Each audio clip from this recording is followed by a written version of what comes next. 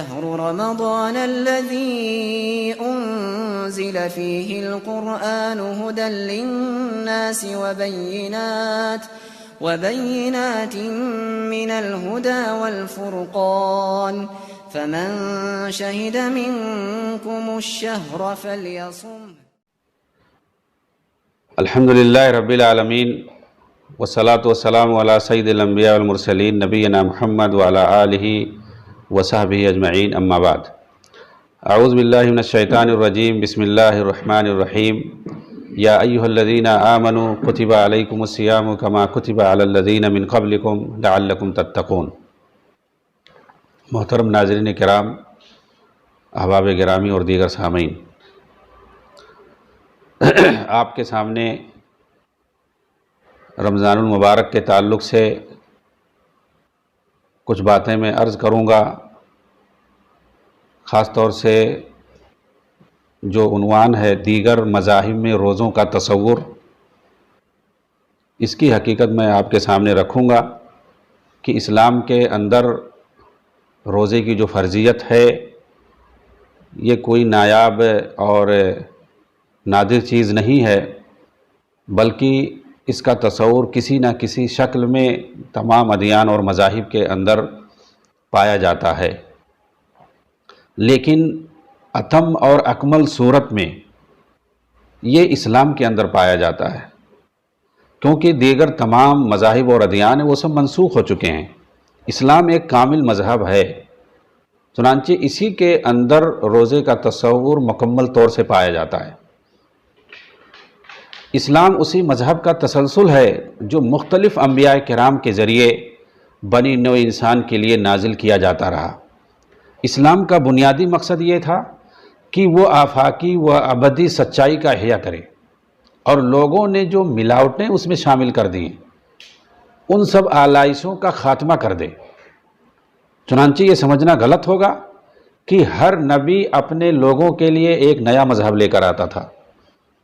خود اسلام کے اندر جب تک روزہ فرض نہیں تھا اس وقت عاشورہ کا روزہ رکھا جاتا تھا، جیسا کہ ام المومنین عائشہ صدیقہ رضی اللہ تعالی عنہا کی ایک روایت سے ظاہر ہوتا ہے کہ رسول اکرم صلی اللہ علیہ وسلم نے یہودیوں کو اس دن روزہ رکھتے ہوئے دیکھا تو مسلمانوں کو بھی یہ کہتے ہوئے روزہ رکھنے کا حکم دیا کہ ہم یہودیوں سے زیادہ حضرت موسیٰ کے ماننے والے ہیں.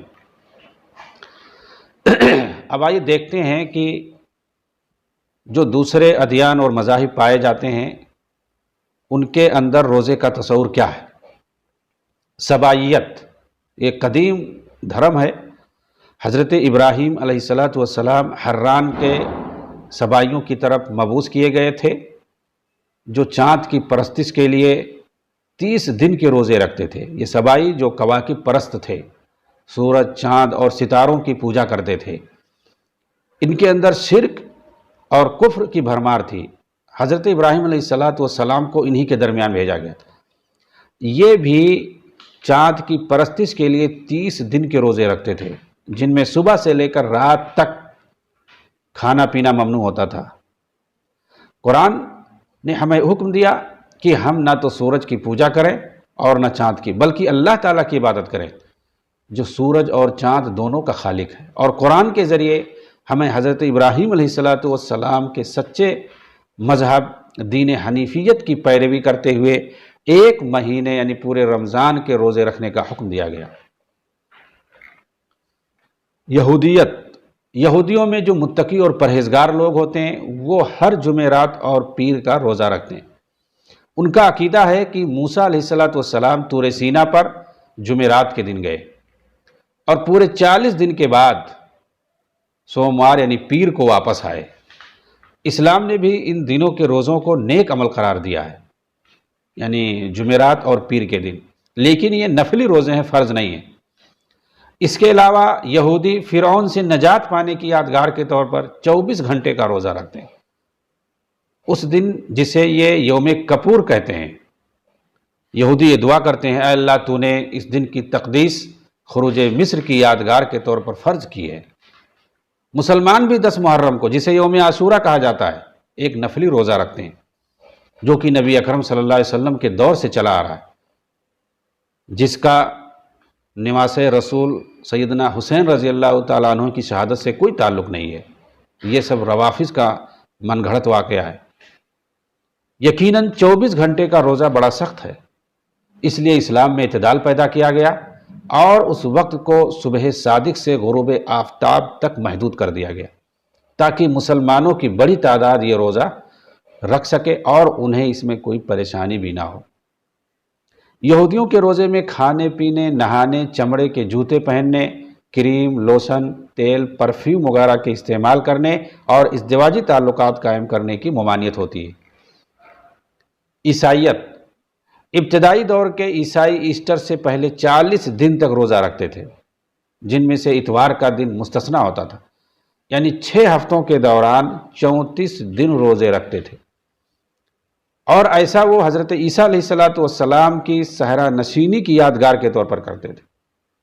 عیسائی یہ خیال کرتے تھے کہ یہ 34 دن پورے سال کے 10ویں حصے کا نمائندگی کرتے ہیں، چونکہ بطور صدقہ وہ اپنی جائیداد کا 10واں حصہ خیرات کرتے تھے، اس لیے کھانے پینے پر سال کے 10ویں حصے کی ان پر پابندی تھی کہ آپ کھا پی نہیں سکتے ہیں۔ عیسیٰ علیہ السلام نے روزے کے بارے میں اپنے حواریوں کو یہ ہدایت بھی فرمائی ہے کہ زیادہ خوش دلی کے ساتھ رکھا جائے روزے کو، چہرہ اداس نہ بنایا جائے اور نہ ہی بھوک و پیاس سے پریشان ہو کر کے چہرے کو بگاڑا جائے جس سے کہ ریاکاری اس کے اندر دکھائی دے۔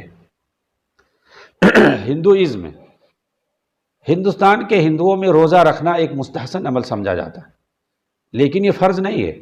مختلف مواقع پر ہندو روزہ رکھتے ہیں، جیسے سورج گرہن کے موقع پر، کسی مقدس شخصیت کے جنم دن پر یا کسی مخصوص تہوار پر دوپہر کے بعد وہ روزہ کھول لیتے ہیں۔ بھارت میں پرانے زمانے سے ہی روزے کا تصور پایا جاتا ہے، جسے عرف عام میں ورت کہا جاتا ہے۔ ورت کیوں رکھا جاتا ہے اور اس کے احکام کہاں سے آئے، اس بارے میں ٹھیک کچھ نہیں کہا جا سکتا، مگر مذہبی اور سماجی روایات چلی آ رہی ہیں جن کی پابندی میں یہاں روزہ رکھا جاتا ہے۔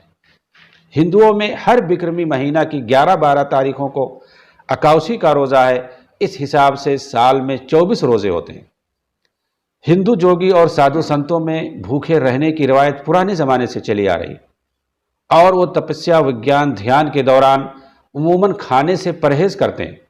حالانکہ ہندوؤں کے یہاں روزے کی حالت میں پھل، سبزی اور دودھ پانی وغیرہ کی ممانعت نہیں ہے، مگر بعض روزے ایسے بھی ہیں جن میں وہ ان چیزوں کا استعمال کبھی نہیں کر سکتے۔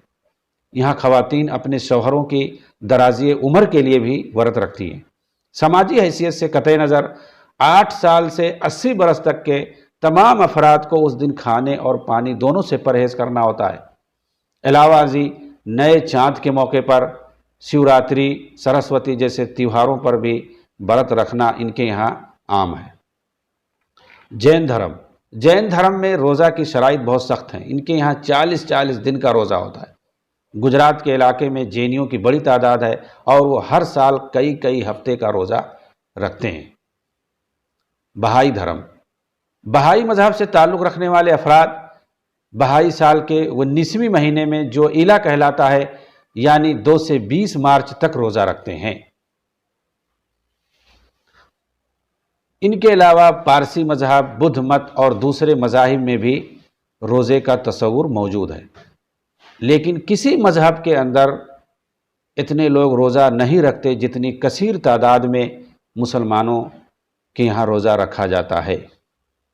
اسے پتہ چلا کہ یہ روزے کا تصور اسلام کے اندر کوئی نیا نہیں ہے، بلکہ تمام مذاہب کے اندر کسی نہ کسی شکل میں پایا جاتا ہے، لیکن واضح طور پر، مکمل طور پر، بااتم طریقے سے جو موجود ہے وہ صرف اور صرف اسلام کے اندر ہے، جس کا ایک واضح تصور ہے، جس کا ایک واضح مقصد اور ہدف ہے، جس کے فوائد اسلام کے اندر کتاب و سنت کی شکل میں بتائے گئے ہیں۔ اللہ رب العالمین ہمیں رمضان کے مہینے کے اندر سچائی کے ساتھ، صدق دل کے ساتھ، اجر و احتساب کے ساتھ روزہ رکھنے کی توفیق عنایت فرمائے۔